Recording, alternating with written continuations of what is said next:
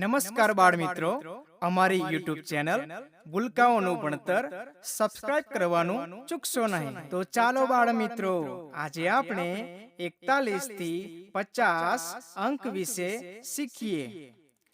ચોગડ એકડ 41, ચોગડ બગડ 42, ચોગડ તગડ 43, બે ચોગડા 44, ચોગડ પાંચડ 45, ચોગડ છગડ 46, ચોગડ સાતડ 47, ચોગડ આઠડ 48, ચોગડ નવડ 49, પાંચડે મીંડે 50.